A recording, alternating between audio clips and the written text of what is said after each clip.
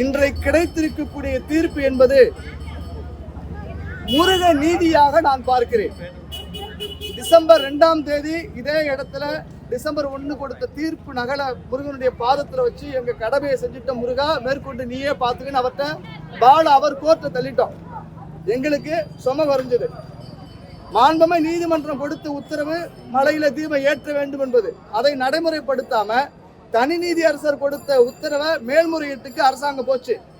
இருநபர் நீதிமன்றம் நீதிபதிகள் அனைத்து தரப்பு வாதங்களை ஏற்று இன்று தனி நீதிபதி கொடுத்த உத்தரவு செல்லும், மலை உச்சியில் இருக்கக்கூடிய தீபத்தூணில் தீபம் ஏற்ற வேண்டும் என்பதை குறிப்பிட்டிருக்கிறாங்க. இதை நாங்கள் முழுமையாக வரவேற்கிறோம். அது மட்டுமல்லாது மலை உச்சியில் இருக்கக்கூடிய தர்கா அந்த விஷயம் மலையில சமூக நல்லிணக்க கெட்டு போயிருங்கிற மாதிரிலாம் அவங்க பேசுறாங்க. இந்த தூண்ல வக்ஃபு இத்தனை ஆண்டு காலமாக எந்த உரிமையும் கோராத பொழுது இப்ப எங்க எல்லக்குள்ளேன்னு சொன்னதை அவங்க நீதிமன்றம் ஏத்துக்கல. நீதிமன்றம் கோயில் நிர்வாகம் மலை உச்சியில தீபம் ஏத்தணுங்கிற விஷயத்தை ஏற்று தீபம் ஏற்றிருந்தா இவ்வளவு பிரச்சனை இல்லை. எங்களுக்கு தேவை லைட்டு, நோ ஃபைட்டு.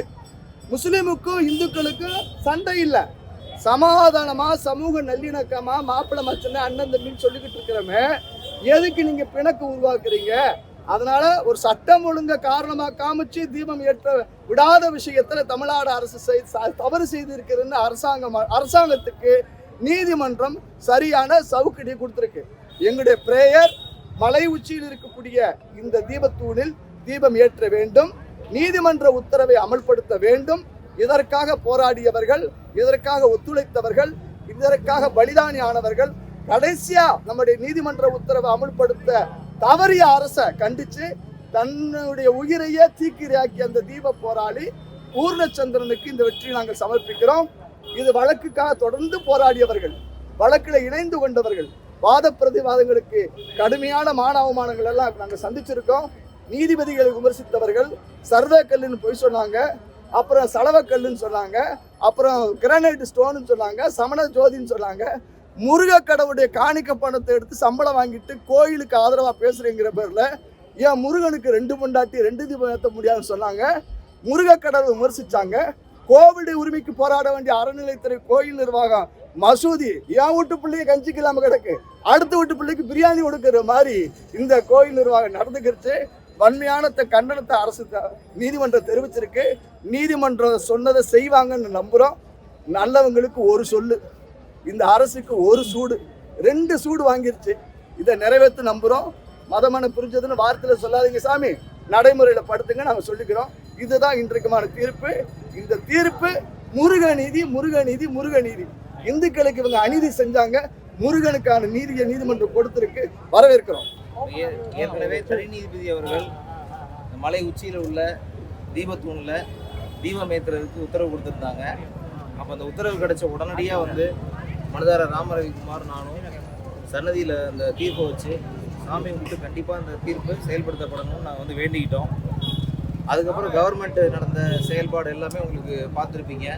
இந்த அளவுக்கு தமிழ்நாடு ஒரு பொய்களை திரும்பி திரும்பி திரும்பி வேறு ஆங்கிளில் நீதிமன்றத்தில் சொன்னாங்கிற விஷயங்களை பூரா நீங்கள் பார்த்துருப்பீங்க. எல்லா தீர்ப்புக்கும் முருகன் இன்றைக்கி ஒரு பதில் கொடுத்துட்டாருன்னு தான் நாங்கள் நம்புகிறோம். சட்டம் ஒரு பக்கம் இருந்தாலும் தர்மம் என்றைக்குமே நிலைக்கும் அப்படிங்கிறதுக்கு இது ஒரு மிகச்சிறந்த ஒரு உதாரணமாக தீர்ப்பு இன்றைக்கி இருக்குது. 150 வருஷம் கழித்து தீபத்தை தனி நீதிபதி கொடுத்த உத்தரவை இருநபர் நீதிபதிகள் உறுதி செஞ்சுருந்துருக்காங்க. கார்த்திகை மாதம் ஒவ்வொரு ஆண்டும் தேவஸ்தானமே ஏஎஸ்ஐயோடைய கன்சல்டேஷனோட அந்த இடத்துல தீபம் ஏற்றணும்னு உத்தரவு போட்டிருக்காங்க. அதுக்கு மாவட்ட காவல்துறையும் மாநகர காவல்துறையும் மாவட்ட ஆட்சியரும் ஒத்துழைக்கும்னு ஆர்டர் போட்டிருக்காங்க. இப்போ அந்த உத்தரவு இன்னைக்கு காலையில் 10:30 மணிக்கு கிடச்சிது.